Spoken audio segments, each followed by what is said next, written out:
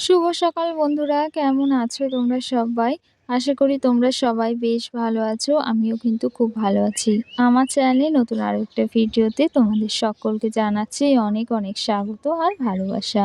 তো আজকে কিন্তু আমি কোনো ব্লগ নিয়ে আসিনি। ব্লগ বলতে কিন্তু সারাদিনের কাজকর্ম এই সমস্ত কিছু আর তোমাদের সাথে আজকে শেয়ার করব না। আজকে কিন্তু আমি একটা রান্নার রেসিপি শেয়ার করব, যেটা আমি প্রথমবার করছি। তো সেটাই তোমাদেরকে দেখাবো। তো আমি আজকে কিন্তু তেলকই রেসিপিটা বানাবো। মানে এটা ১ম বার বানাচ্ছি। তো সেক্ষেত্রে তার জন্য সমস্তটা কিন্তু গুছিয়ে নিয়েছি। পেঁয়াজ কেটে নিয়েছি, সাথে কিন্তু আদা রসুন কেটে নিয়েছি। আর কয়েকটা পাকা লঙ্কাও নিয়ে নিয়েছি, সাথে টমেটো কুচি নিয়েছি। আর সাথে কিন্তু নিয়েছি একদম সর্ষের তেল। এটা দিয়েই কিন্তু আজকে পুরো রান্নাটা করব। আর সর্ষের তেলের রান্না কিন্তু খেতেও বেশ ভালো লাগে, স্বাদটা কিন্তু দেখতেও ভীষণ ভালো লাগে। তো যাই হোক, চলো আগে ১ম এ কই মাছটা কিন্তু ভালো করে কেটে ধুয়ে নিয়েছি। সেটা কিন্তু এই যে তেলে ভেজে নেব। তো মাছটা কিন্তু হালকা করেও ভাজতে পারো তোমরা। তবে আমি কিন্তু মানে একটু কড়া করে ভেজেছি, যেহেতু বাড়ির সবাই একটু কড়া ভাজাটাই পছন্দ করে।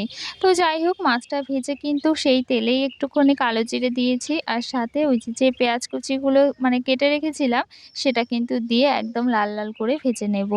আর ওই কদিন ধরে তো বাবা সেই মাঠের যে মাছ ধরা হয় জাল দিয়ে, সেগুলোই কিন্তু আনা হচ্ছে। ভাবলাম আজকে যেহেতু কই মাছগুলো বেশ বড় সাইজের রয়েছে, সেক্ষেত্রে কিন্তু একটু তেলকই বানাবো। বাড়ির সকলেই কিন্তু মানে খুব পছন্দ করেছে। আর তার থেকে বড় কথা কি বলতো? যেহেতু নতুন রেসিপি বা নতুন রান্না করছি এই রেসিপিটা, সেক্ষেত্রে না ভীষণ আগ্রহ ছিল রেসিপিটা বানানোর।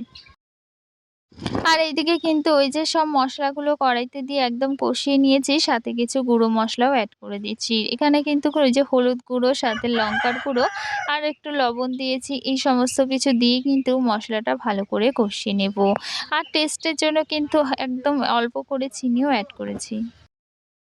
তো এই যে অল্প করে চিনি এড করলাম, সেটা কিন্তু তোমরা দিতেও পারো বা নাও দিতে পারো। আমার কিন্তু বেশ ভালো লাগে এই যে স্বাদ ব্যালেন্সের জন্য চিনিটা দিতে। তো সেক্ষেত্রেই দিলাম। তারপর কিন্তু এই যে মসলাটা খুব ভালো করে কষিয়ে নিলাম। এবার কিন্তু জল দিয়ে আর সাথে কিন্তু একটু ঝোলটা ফুটে আসলে মাছগুলো দিয়ে দিয়েছি। সেটা তোমাদেরকে দেখাতে পারিনি।